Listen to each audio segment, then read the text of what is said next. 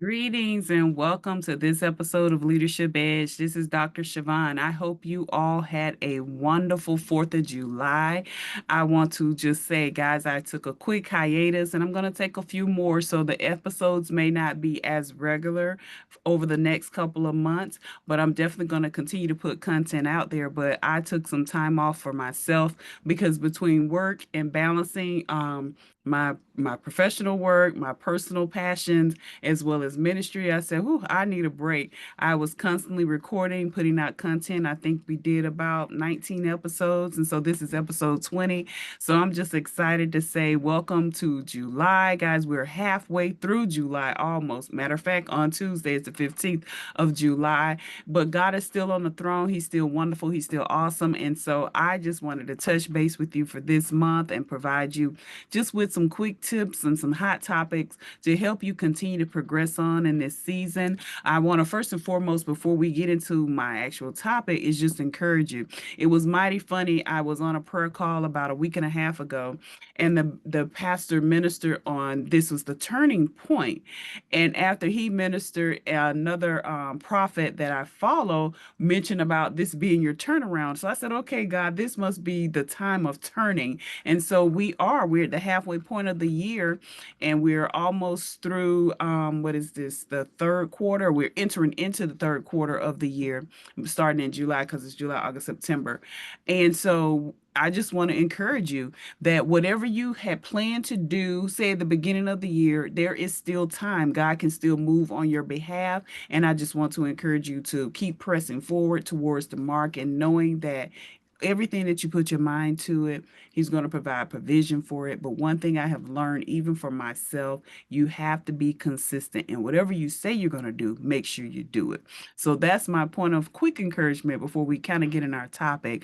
But today's episode is about reclaiming your rhythm, balancing ambition and wellness. And it goes right in line with what I just shared with you. And so the hot topic to the topic of today is burnout recovery and work-life integration. And so, like I said, I want to say welcome back to Leadership Edge. And I just want to say, let's be honest. We are all juggling a lot. So, like I just told you guys, I tell my family all the time, like I work more jobs than anybody in here because I have full-time teaching jobs as well as part-time work.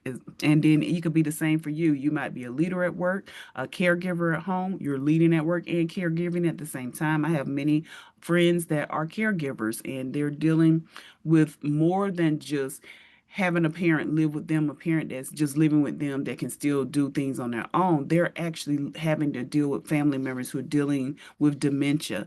And so that in itself is challenging. That in itself is a place of sadness. But I just want to encourage all my caregivers. I just give you kudos because it takes a lot. It takes a heart of compassion to be a caregiver. Everyone doesn't have it. Everyone doesn't feel the need that they should be that type of person to a loved one. But I pray that if I ever got into that position, that I'm open and willing and just all for whatever I would have to do for my parents.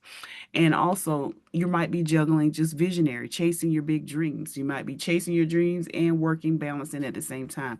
That's what I'm doing. So, but it's good. It's a hustle. But in doing a hustle, many of us are quietly breaking down. And that's what we want to address today. We can't break down in the process. And I understand what it means.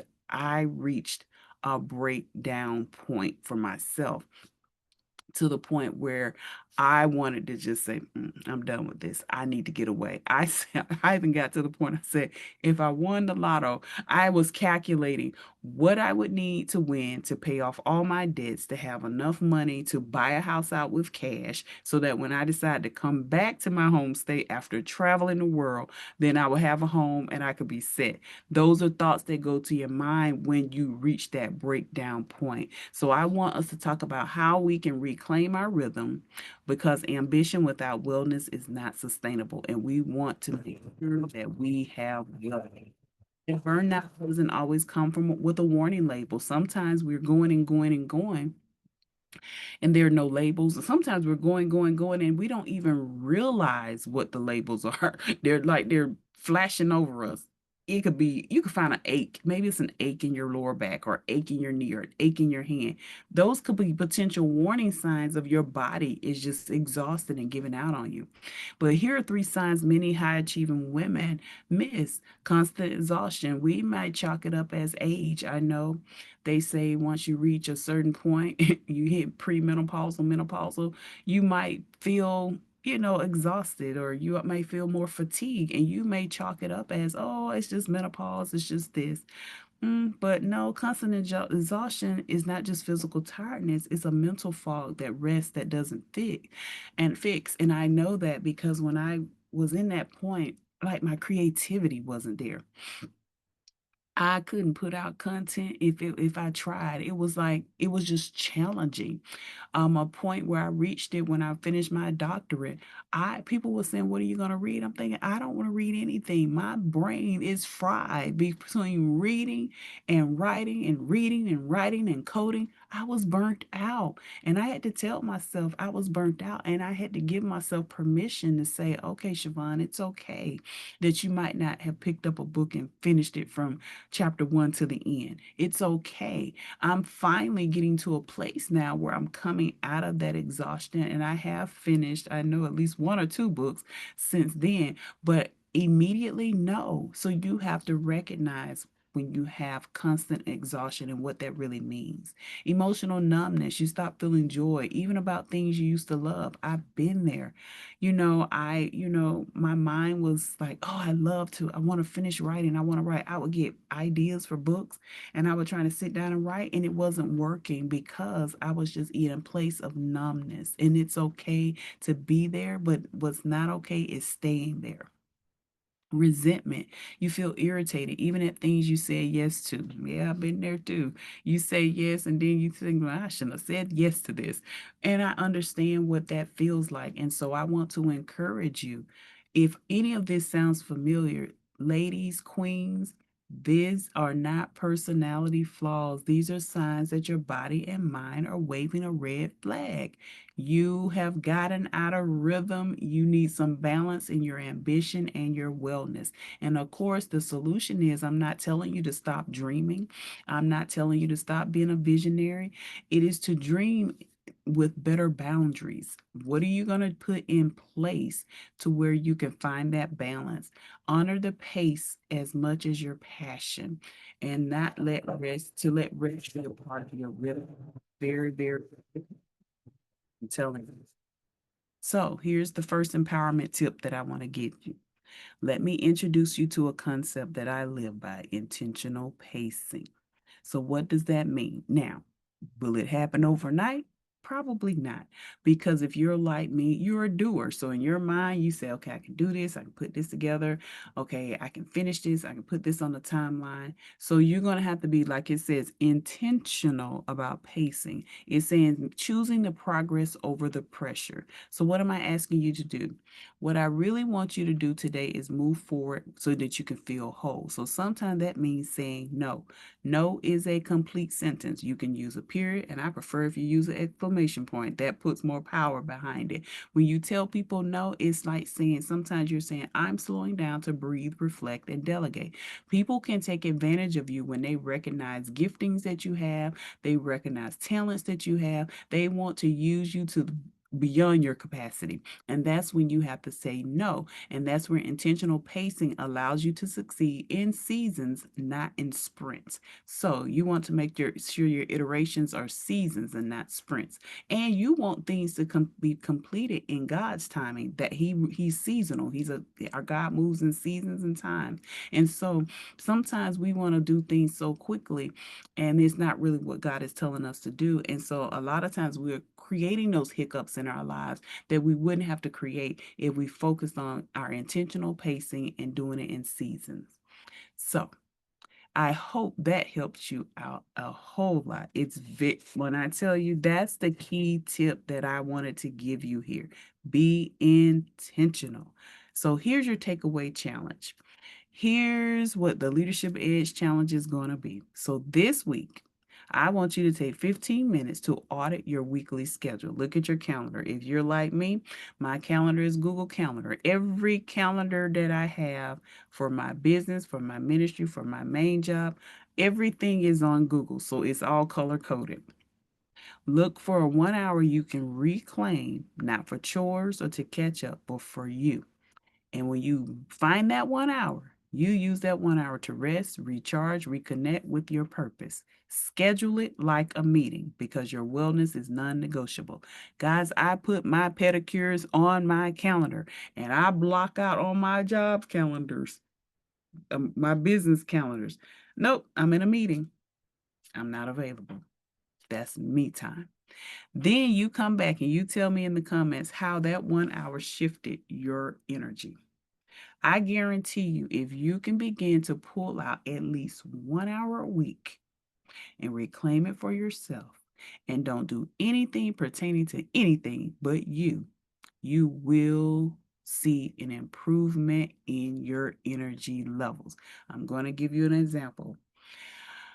About 2 weeks ago, what I tried to do is make Fridays be my day because I don't go into a job.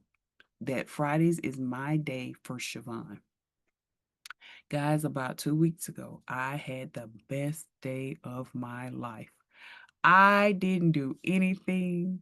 When somebody say, "Oh, you want to go somewhere?" I said, "No, I don't want to go anywhere. I want to just stay right here." All I had to be concerned with was what I was going to eat. And other than that, I could watch an old movie. I slept. I refused to look at my computer. I refused to pull up emails. I felt like this. Whatever you had to tell me, you could wait one more day for me to respond. And when I did that, day was so refreshing. I rested. I was recharged. I was able to reconnect with my purpose. And my goal is, even going forward, and we can do this challenge together, that I continue to allow myself. Now, I gave myself a full day. I'm saying start out with an hour. I was able to do that because of how my work schedule is. But if you can't give yourself a full day, take an hour. And as you go each by week and month by month, add an additional hour to where maybe you're doing 2 hours in a week. Whatever you need to do to reclaim your rhythm so that you can balance your ambition and wellness.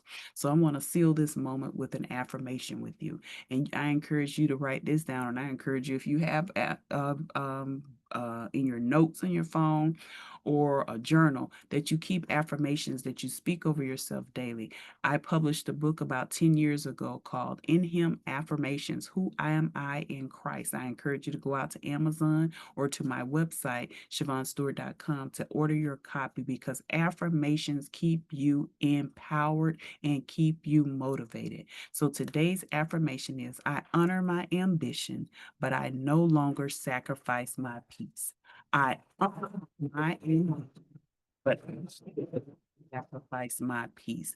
That's the affirmation I want to share with you today. I hope you're able to write it down and keep it in front of you. So anytime someone tries to cross over that boundary that you're setting for yourself, you remind yourself, I honor my ambition, but I no longer sacrifice my peace. Thank you so much for joining me. You deserve a life that flows, not just one that functions. If this message spoke to you, I encourage you to like it, share it, and drop a heart in the comments if you're ready to reclaim your rhythm.